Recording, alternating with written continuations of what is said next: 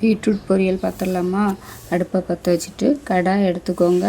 தேவையான அளவுக்கு கொஞ்சமாக தேங்காய் போதும். அது கூடால வத்தல் பொடி, மஞ்சள் பொடி, உப்பு 3ம் போட்டு தேங்காய் வறுக்கும்போது அது கூடாலே வறுத்து எடுங்க. எடுத்துட்டு இதை நம்ம மிக்ஸி ஜாரில் போட்டு கொஞ்சம் குறகுறன்னு அரைக்க போகிறோம். நல்லா அரைக்கக்கூடாது, நார்மலான இதில் அரைக்கணும். அப்புறம் கடாயில் எண்ணெய் விட்டுட்டு உளுந்தம்பருப்பு, கடுகு, கருவேப்பிலை இந்த 3ம் போட்டுக்கோங்க. போட்டுட்டு அது பொரிஞ்சதும் நம்ம சீவி வச்சுருக்க பீட்ரூட் இருக்கு இல்லையா, அதை அதில் போட்டுவோம். போட்டு நல்லா வதக்குங்க, சிம்மில் வச்சே வதக்குங்க.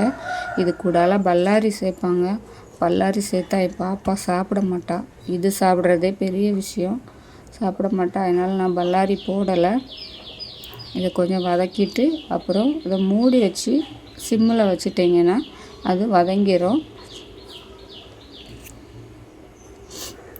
ஒரு 5 நிமிஷம் கழித்து எடுத்து பார்த்தீங்கன்னா அது நல்லா வதங்கிட்டு அப்புறம் நம்ம மிக்சியில் அரைச்சி வச்சுருந்தோம்ல அதையும் அதில் போட்டு கிண்டி எடுங்க.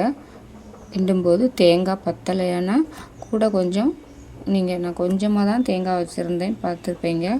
கூட கொஞ்சம் தேங்காய் இருக்கதை தட்டிக்கோங்க. தட்டிட்டு கிண்டி எடுத்துருங்க.